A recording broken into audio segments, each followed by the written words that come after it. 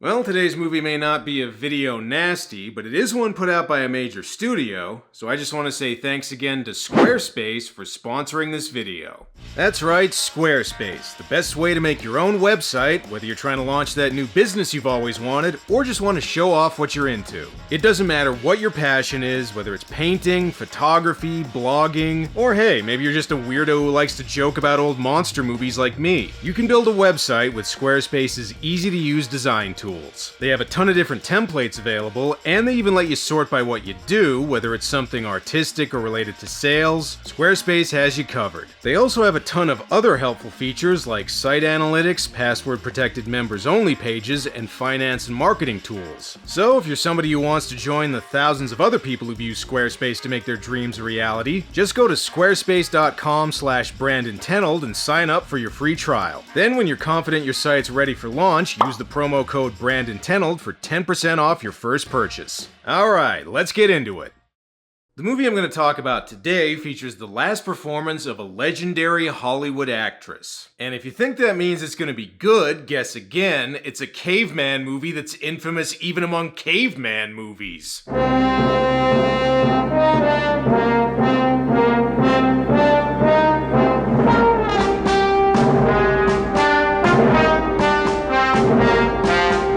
Trog is a 1970 British sci-fi movie that's noteworthy for being the last film of veteran actress Joan Crawford. Now, for anybody who doesn't know who Joan Crawford is, she's probably most well known today for this. No war hangers! And that wasn't even Joan Crawford, it was Faye Dunaway playing Joan Crawford in a movie, but it's still probably what most people think of whenever Joan Crawford's name is mentioned now. Okay, Joan Crawford was a respected actress who had a long and distinguished career, but she was also allegedly abusive to her children, so, you know. Crawford's career also didn't end very well, since Trog is mainly remembered today as an infamously bad stinker. I know, who could have possibly guessed a movie called Trog wouldn't end up being a classic? What's even weirder about this is that it was directed by Freddie Francis, who was not only a cinematographer that worked on stuff like The Elephant Man, Return to Oz, and Cape Fear, but also directed a ton of British horror movies, including the 1972 Tales from the Crypt film that I did an episode on a little while ago. Okay, well, at least he went on to have a decent career after this. Trog is sometimes classified as a horror movie, even though that's not exactly what it is, but even the posters for it seem a little half-hearted about this. Here comes Trog. You'll laugh at yourself for being so scared, but don't laugh at Trog. Well, I got news for you. People are mostly gonna laugh at this. I would say that this being Joan Crawford's last film is comparable to Orson Welles' last role playing Unicron in the 1986 Transformers movie, except there's actually people who still remember and like that one. This movie is so infamous, even the main Warner Brothers logo doesn't want to be associated with it. Anyway, we open with some guys,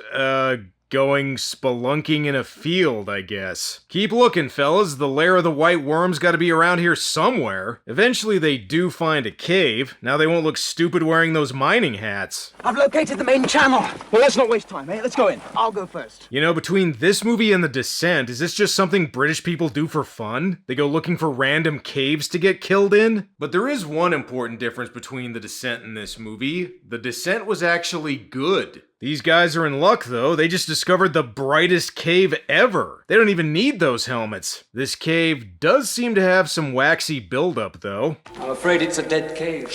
Are you saying that because you know you're gonna be the movie's opening kill? Well, you're the first human beings to set foot in this cave system. Now, time to go skinny dipping.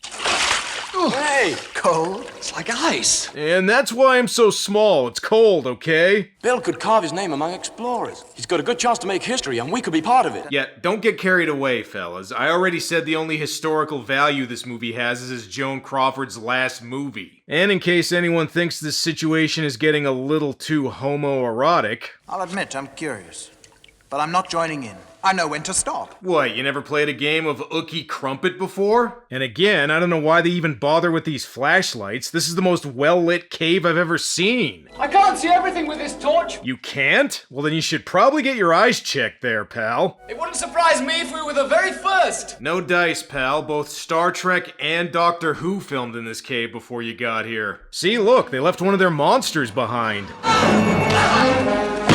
One of the miners ends up getting beaten to death in a rather bloody fashion, which explains why this movie is rated, GP. Okay, between that and the British release of Rodan getting an X rating, they sure had some wacky movie ratings back in the day. Because their friend's just been murdered, there's only one person they can turn to. No, not the police, silly, an anthropologist. Joan Crawford plays Dr. Brockton, and if you're wondering what her first name is, good question, because she's listed in the credits as just Dr. Brockton. In any case, I guess she's taking care of one of the guys who was down in the cave. Eyes in their face.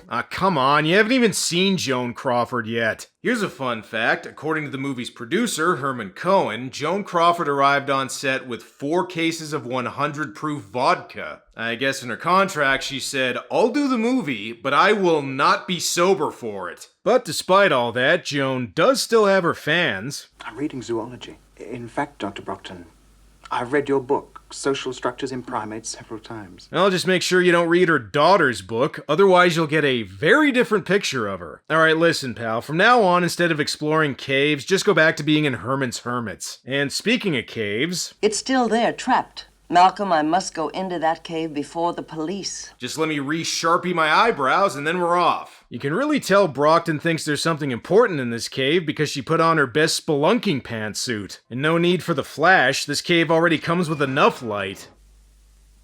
I'm still not impressed. Yeah, well, it's the best costume we could get, so we'll just have to go with it. To me, it looks like something out of a student's rag week. Okay, seriously, were they preparing the audience to be disappointed by the caveman effects here? Brockton thinks the creature is a prehistoric troglodyte, which she calls Trog for short, because hey, that is the title. I do have some other questions, though. And the first thing they'll want to know is how the hell he survived for thousands of years in that cave. Can you answer that? Okay, judging by that abrupt edit, no she can't. And hey, ever wondered what Alfred did before he met Bruce Wayne? Well, he played bad guys in movies like this, of course. Michael Goff plays Sam Murdoch, a local businessman who's upset with Brockton's activities for... reasons. It would make a joke about this still not being as bad as Batman and Robin, but that actually does have a lower IMDb rating than this movie. Oh, and if you thought they'd spend some time looking for Trog and trying to verify his existence, nope, they find him right away. A word about the makeup on Trog here, the mask they use for him actually isn't that bad. I mean, the mouth moves, he actually looks kinda ape-like, but it also looks like they didn't bother finishing the whole costume. I mean, just look at him, his head doesn't match the rest of his body at all. He looks like a regular guy wearing an ape mask. Actually, if the ape mask looks familiar, that's because it was recycled from the opening sequence of 2001: A Space Odyssey, which makes the fact that they only used the head even more baffling because they had full ape suits in that movie. This is like if somebody made a kaiju movie, but the monster was just a guy wearing the bottom half of the Godzilla suit. Anyway, they end up capturing Trog. Now that you've got him in captivity, you can take that mask off. What's on the menu for Trog? It's right here. Fish and lizards. Is that the ideal diet for Trog? Trog is not a carnivore. Which is why we're feeding him meat. Makes sense. Also, who the hell is this? He's dangerous. Nonsense. I'm allowing my own daughter to feed him. Oh, okay, I guess that's Brockton's daughter.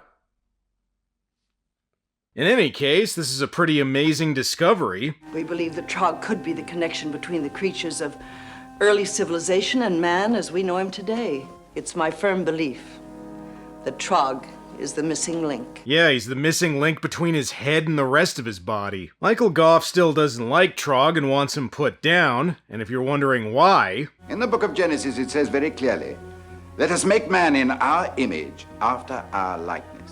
This is a monster. 'Cause Jesus, I guess? I don't know, sometimes it's for religious reasons, sometimes he thinks it's bad for the local economy, sometimes he doesn't like that Brockton's a woman...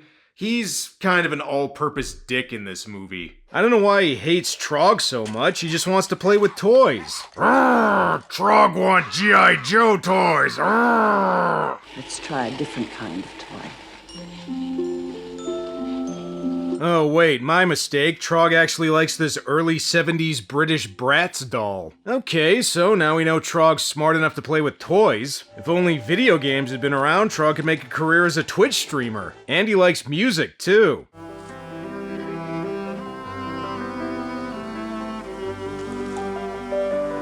Okay, so he likes classical, but let's try something different.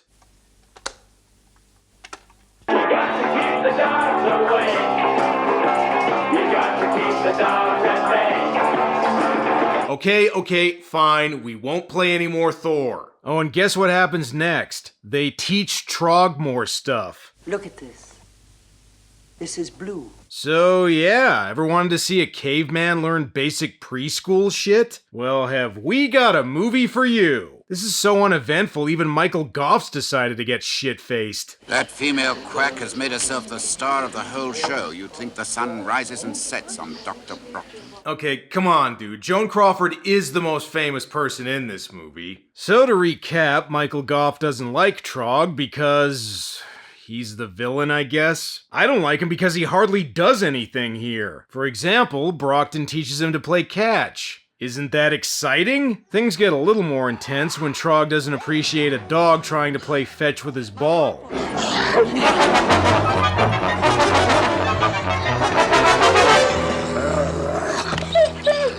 Alright, let's be honest. Trog probably would have pet that dog to death anyway. At this point, the movie turns into a courtroom drama where the city council tries to decide what to do with Trog. Because when you watch a movie called Trog, you think courtroom drama, don't you? Now, this inquiry is being conducted in the public interest as a result of certain charges and complaints made by citizens who supplied me with some facts. Trog, you'll laugh at yourself for being so scared.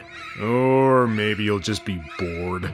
Alright, what's the prosecution say? This creature has terrorized our town so that people are afraid to leave their homes at night. Okay, that is a good point. Trog did kill somebody at the beginning of this. Hopefully Brockton has a good defense. Trog is not an animal. His classification is close to human. Yeah, he's almost human except for his head. So to recap, Brockton wants Trog to live because science, and Michael Goff wants him put down because, hey, there's gotta be some conflict in this movie. So what's the verdict? If he breaks loose or in any way becomes a menace to the community, I shall order him to be destroyed. Oh my god, that makes sense, actually. But how could Trog possibly be a menace? He just wants to play with his dollies. And I know something that'll help. After they give Trog a new pair of double D breast implants, people are gonna love him. Okay, actually they're implanting Trog with a microchip, and by micro I mean fucking huge. You know, instead of doing that, maybe you should just give him some plastic surgery and make his face match the rest of his body. So is Trog gonna do something that's not boring in this movie? It's a big step, but if the operation is successful, Trog will be able to talk. Oh yeah, his first words are gonna be "Rrrr." And I don't see what clockwork oranging Trog with museum footage is gonna do. This does let me know something Trog and I have in common. Turns out he also watched a lot of dinosaur movies as a kid.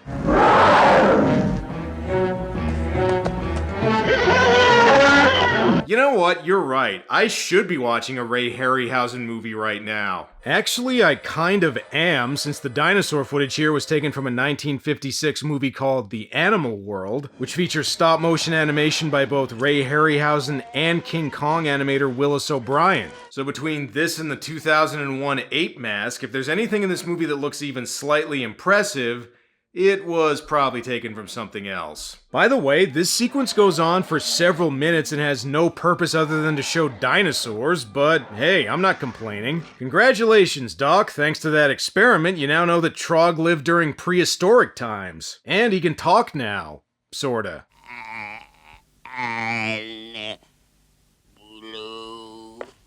He spoke. Trog spoke. Not really. He just went, "Ugh." We shall now resume the inquiry on behalf of public interest. Oh boy, not this again. So, blah blah blah, more court stuff. Michael Goff's still an asshole who doesn't like Trog. Okay, I think I figured out why this movie doesn't have a bigger reputation in bad movie circles. Instead of being hilariously bad, it's just boring. Eventually, Michael Goff decides to take things into his own hands and break into where Trog is being held. No, you're supposed to be the butler to a vigilante, not do it yourself. And in addition to Trog, turns out Michael really hates chemistry. You know what they'll say? This movie's not very good? They'll say that Trog has a very nasty temper. Oh, well, they're probably also gonna say what I said. Murdoch lets Trog out of his cage in the hopes he'll go on a rampage. I see this ending well for him. Trog hate hammy British actors. Alright, Trog, we appreciate you killing the movie's villain. Now go back to your cage, okay? Malcolm, get me my hypo gun quickly. And get Homer Simpson's makeup gun while you're at it. Joan looks like she could use a bit of a touch-up. Unfortunately, Trog gets away, which means the police have to go after him. Alright, fellas, remember, we're not allowed to carry guns, so we'll have to stop Trog by asking him politely. Now, if you thought Trog escaping meant the movie was finally gonna get exciting, take a look at this.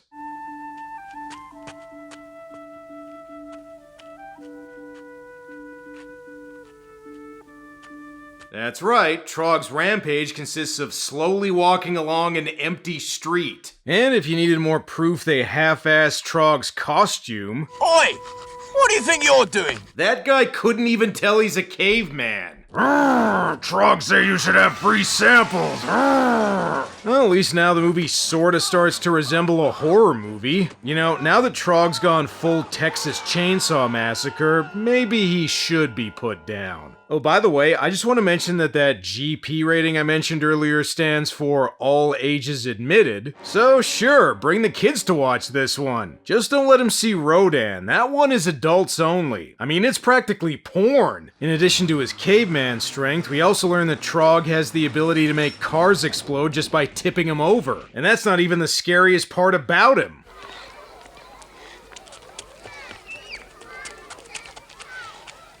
Ugh, now I know why Trog liked playing with dolls. I think he might be a prehistoric pedo. Oh wait, I forgot this movie's British. I meant pedo. Trog kidnaps a little girl and heads back to where he was discovered. Now he just needs to find out which one of these caves leads to Epstein's Island and he'll be all set. Considering most of this movie was a slowly paced drama about a scientist trying to understand a caveman and make him more human, it's a little jarring that it suddenly decided to become a monster movie in the last 15 minutes. This is like if the movie Iceman ended with the caveman picking up a machete and going on a murder spree. Oh well, at least something's kind of happening now. Inspector, I warned you he'd head for his natural habitat, the caves. Oh, come on. How are we supposed to know a caveman would go there? Brockton wants to try and reason with Trog, but the military wants to kill him. The world knows we were making progress. We've seen its results in wreckage, in blood, in killings. Missing link or not, it's a killer. Okay, fair point. Brockton decides to go inside the caves alone, but God help that little girl if Joan finds any wire hangers. Oh, and how's this for an exciting climax? Brockton asks Trog to let the little girl go, and then he does it. Even when this tries being a monster movie, it still ends up being dull. Okay, so now that Brockton proved Trog can be reasoned with, is the army gonna let him live?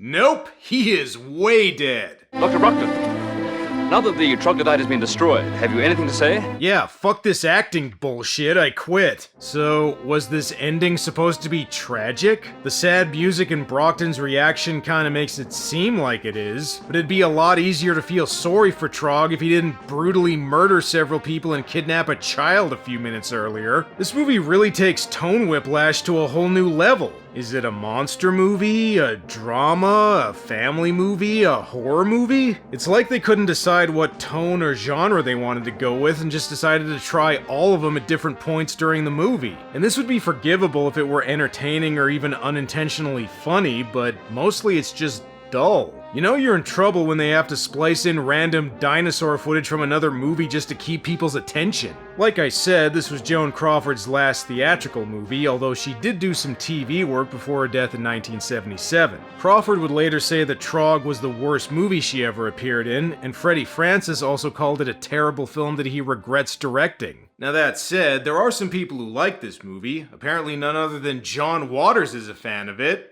So, you know, It's got that going for it, I guess. Well, that's all for now. Until next time.